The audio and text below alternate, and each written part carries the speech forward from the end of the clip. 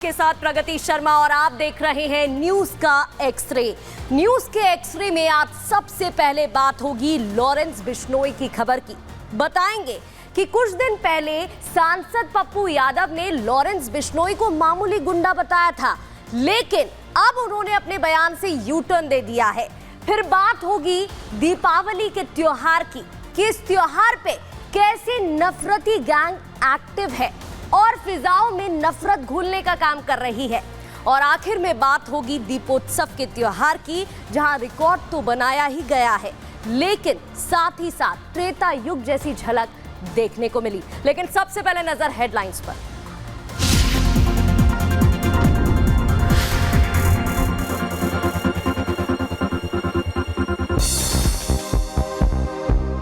अयोध्या में 28 लाख दियों से जगमग राम की पैड़ी। सीएम योगी ने दीपोत्सव का किया शुभारंभ। 500 साल बाद अयोध्या में आज राम वाली दीपावली। अयोध्या में 28 लाख दीपों को जलाने का बना रिकॉर्ड। सीएम योगी ने राम मंदिर में पहला दीप जलाकर दीपोत्सव का किया शुभारंभ। इसके बाद सरयू के 55 घाटों पर दिए जलाए गए।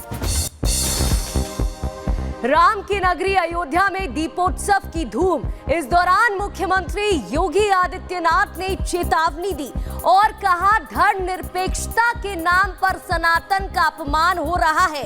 सनातन की राह में जो रोड़ा बनेगा उसका वही हाल होगा जो यूपी में माफियाओं का हुआ।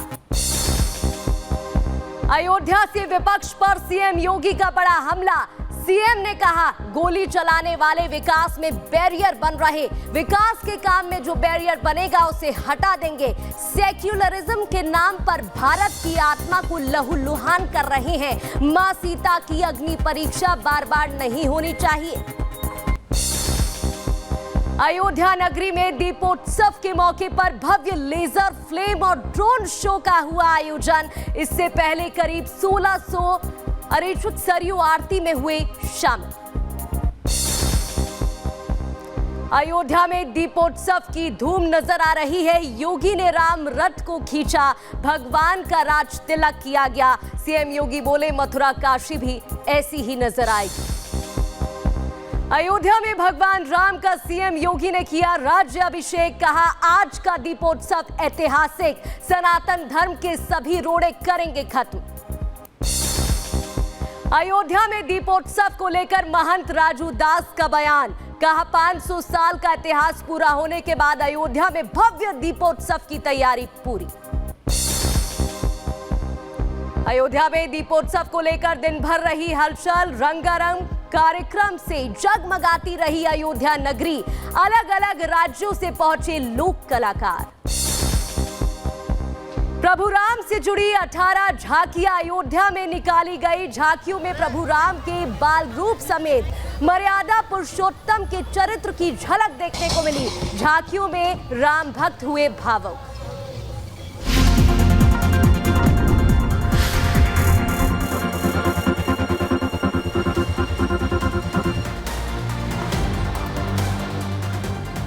दर्शकों, सबसे पहले बात करेंगे लॉरेंस बिश्नोई की दहशत की।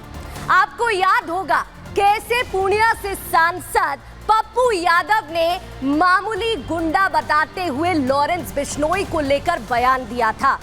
अब सांसद अपने बयान से पलट गए हैं। आखिर ऐसा क्या हुआ है कि सांसद अपने बयान से यू टर्न लेते हुए नजर आ रहे हैं, बताएंगे आपको। साथ ही ये भी बताएंगे कि सलमान खान को एक बार फिर से किसने जान से मारने की धमकी दी है। दर्शकों, लॉरेंस बिश्नोई यूं ही गैंगस्टर नहीं कहलाता है, यूं ही उसे साबरमती की पुरानी जेल में सबसे अलग नहीं रखा गया है। उस जगह जहां जेल के 10 कमरों में 9 कमरे पूरी तरह खाली हैं और 10वां कमरा 10वें कमरे में लॉरेंस बिश्नोई पूरी तरह अकेले रह रहा है। ये लॉरेंस का खौफ है, लॉरेंस की दहशत का नतीजा है जो उसे इस तरह से रखा गया है। कुछ लोग गैंगस्टर लॉरेंस बिश्नोई के नाम का इस्तेमाल कर आजकल अपना निजी फायदा उठाने की कोशिश कर रहे हैं। लॉरेंस के नाम से खुद को जोड़कर अपनी मांग पूरी करवाने की कोशिश कर रहे हैं।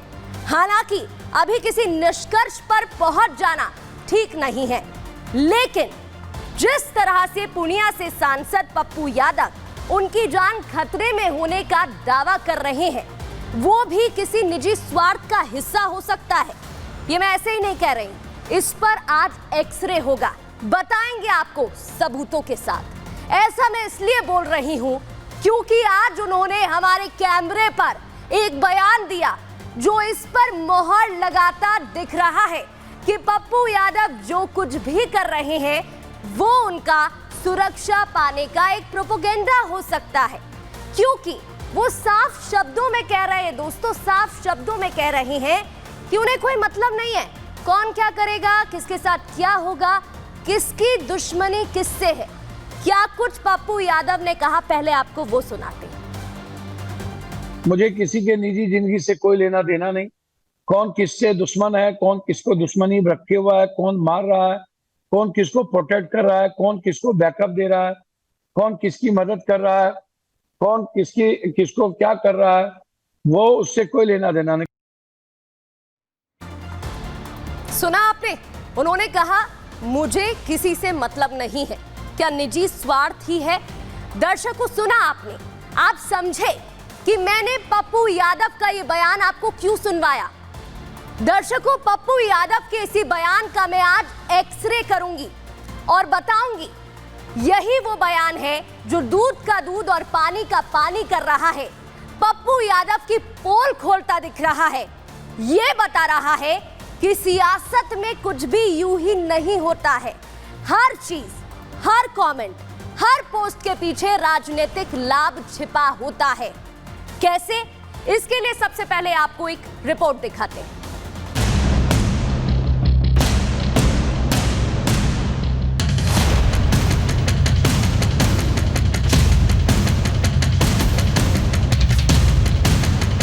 मुझे किसी के निजी जिंदगी से कोई लेना देना नहीं। कौन किससे दुश्मन है, कौन किसको दुश्मनी रखे हुआ है, कौन मार रहा है, वो उससे कोई लेना देना नहीं।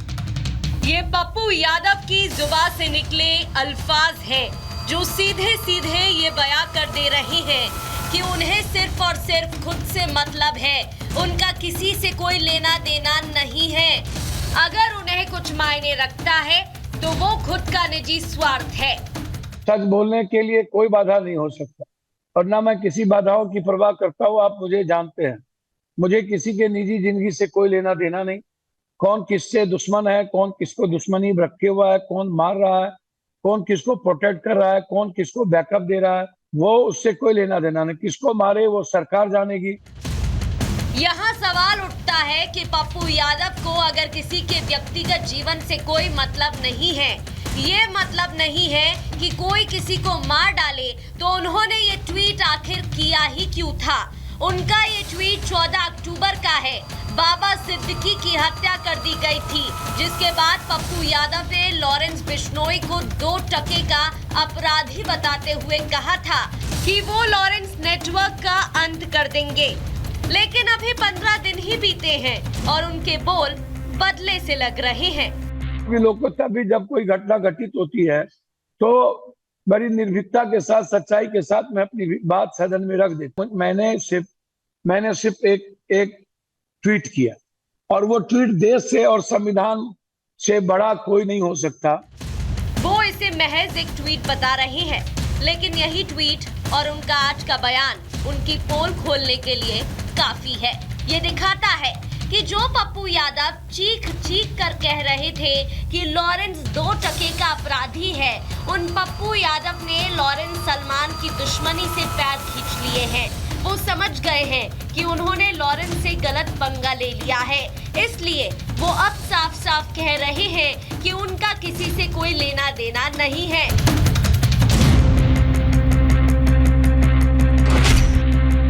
पप्पू जो कह रहे हैं और जो कर रहे हैं वो दोनों एक दूसरे से मेल नहीं खाता है, क्योंकि इस कबूलनामे के बाद भी पप्पू यादव खुद को निर्भीक बताने के लिए अलग अलग उदाहरण दे रहे हैं। कह रहे हैं कि वो तो तमाम धमकियों के बावजूद जीशान से मिलने गए थे। दुनिया के 10 धमकी आने के बाद हम बम्बई गए, तब हम अपने भाई जीशान से मिले थे और वहां कोई सुरक्षा हमें नहीं थी। हम बम्बई के बाद आए बिहार। पप्पू यादव ने जब से ट्वीट किया है तभी से उनका अलग ही एजेंडा चल पड़ा है। समझने वाले समझ रहे हैं, लेकिन पप्पू यादव अपने अलग ही ट्रैक पर चल रहे हैं। Bureau report, Republic Bharat.